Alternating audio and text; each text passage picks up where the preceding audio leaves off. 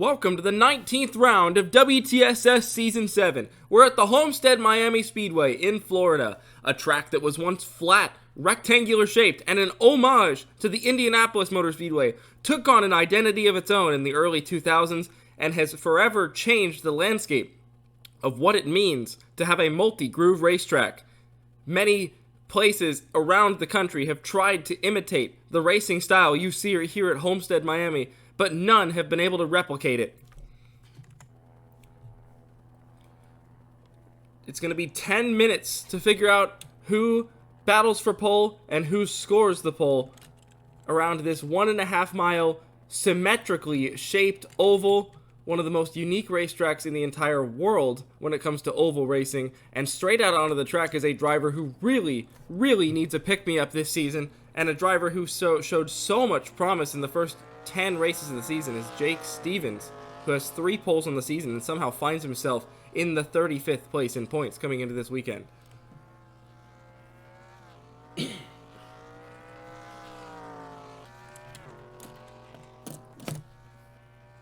This track is going to be a bit different. Yes, it's still going to be like our normal group qualifying sessions on these ovals we've seen this season, where a good timed draft could absolutely pick you up a tenth or two, but for the most part, this track is going to be very technique and very line specific. And sometimes getting a bit of draft in the corner might actually make your corner worse around here. The track is almost completely symmetrically shaped, but even then, turns 1 and 2 behave differently than turns 3 and 4, because even though the track is identical from side to side, it's not on a flat piece of land, and so turns 1 and 2 are at a different elevation than turns 3 and 4. It's very marginal, but if you were to set a level down on any of the straightaways, you'd see it's about a degree or two. 32.799 for Jake Stevens is the benchmark. For the rest of the qualifying, people will be attempting to beat that lap, and I assume what we've seen this season, that's going to be quite easy to beat a lap like that.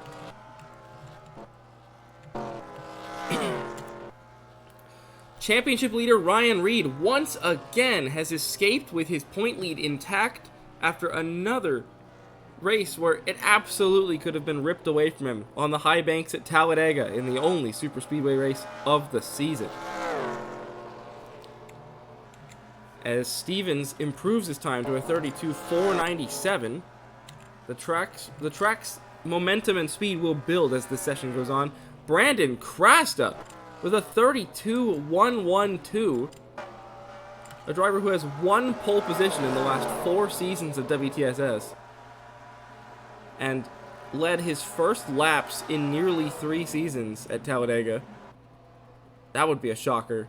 That team has not shown speed, but on the big ovals, that's where they said they would have their big moment. But so far, they've had terrible luck on them, including an engine failure with 3 laps to go while battling for the win at Talladega.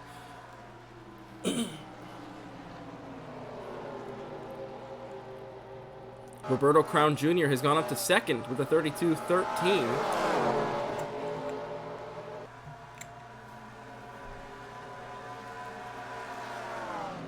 And even though it was an 18th place finish, Ryan Reed was the big winner, as Jeff McLennan, who came in second in the championship last weekend, got involved in the big one that you see on these super speedway events.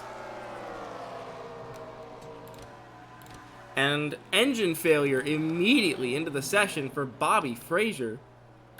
It looks like it might have been right before the pit entrance, so it will be no harm, no foul. He's straight back into his position in the pits, but back to the garage he goes this early on in the session. At least he'll get some time later on, as Scott Roush to the top of the board on a speedway.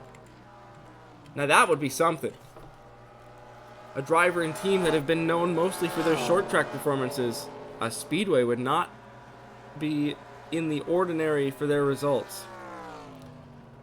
Jeff McLennan now enters this weekend 34 points behind Ryan Reed, and Yuki Tamura has jumped up to the 3rd position after a absolute wiping of the field in the last 10 laps at Talladega to win her 2nd race of the season. 1 point behind McLennan. And in 4th, The other driver mathematically possible to leave this race with the point lead is Sean Angel, who is still just clung into that little bubble around Ryan Reed in the championship.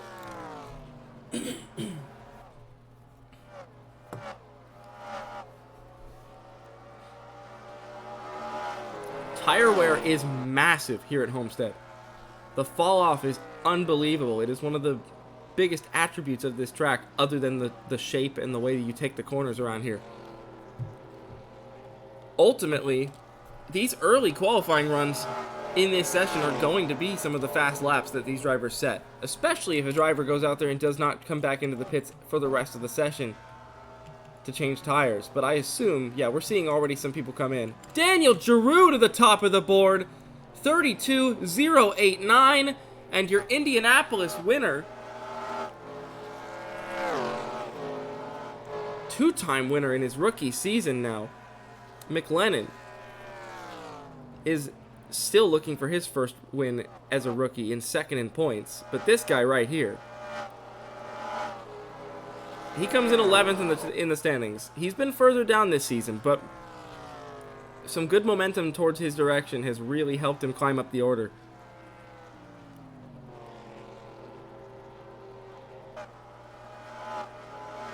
Giroux scoring the victories at Indianapolis and at Myrtle Beach, which were two impressive showings.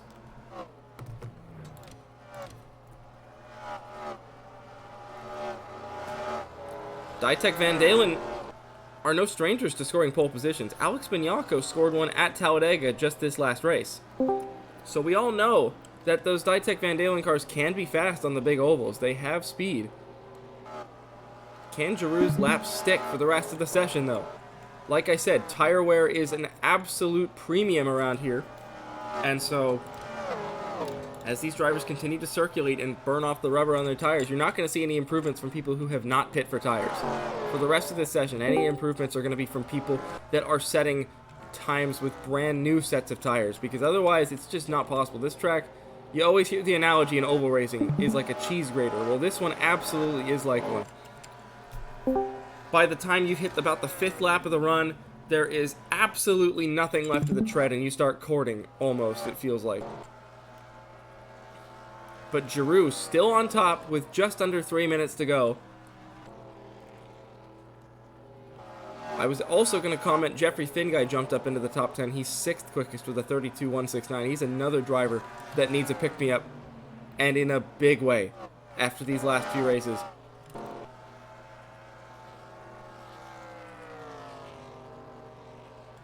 Mitchell Mark, 5th in points coming into this race. The only driver top 5 in the championship that could not leave tonight with the point lead, even if he wanted to, is 8th quickest at the moment, and he has been a bit of a speedway ringer this season, we've seen, with 2 victories on the year on 2 big speedways.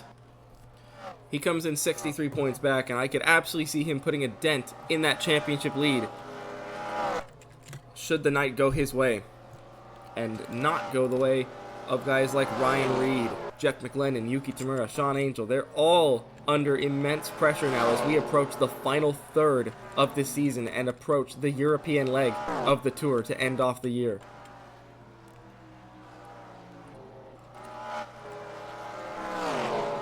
People coming out on fresh tires. The one difficulty of coming out on fresh tires is that you're going to encounter drivers who have not come in, who are on 10 lap, 9 lap old tires running half a second slower than you. Louviere's finding improvements, but it's not enough at the moment to get far up the order, which is unusual for Chris Louviere this season. He has been Maverick's shining star on the big ovals, in races in which he has been able to reach the checkered flag without any sort of mechanical gremlins or crashes, not of his own doing. Louviere has managed to put it in the top 10 in all oval races he has finished, bar one in which he finished 11th. Very impressive tour from him. He jumps from 34th to 21st now as those tires continue to rubber in and get temperature. I just saw Chonarong Wangzuat jump up into the 6th position with a 32.143. Wangzuat has absolutely come alive this season in comparison to his Rocket Atkinson teammates, and now Suddenly, Sebastian Van Dalen and Jake Stevens' amazing starts to the year for this team have been completely erased almost by their teammate Wang Zuat, who, frankly, to some critics, looked kind of hopeless halfway through the year.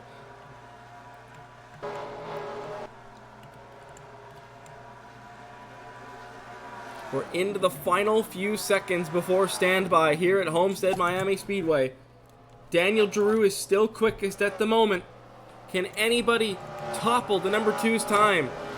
There's people out there on fresh tires right now, but it's the question of can they get a clean lap in without traffic. Time is expired. We're into standby now. Set your times or forever hold your peace.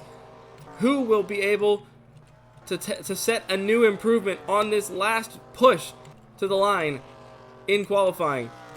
Can anybody? So far, I'm not seeing anything out there. Crown puts down a good lap, but it's not an improvement. He's already up near the front.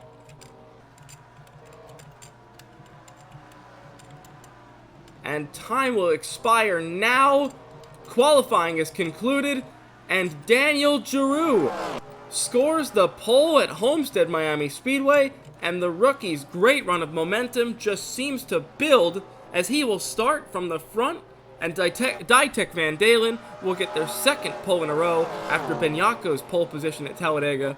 But this one must feel so much sweeter because it was not a matter of who got the right draft at the right time. It was all down to the technique and absolute mastery of these corners around Homestead.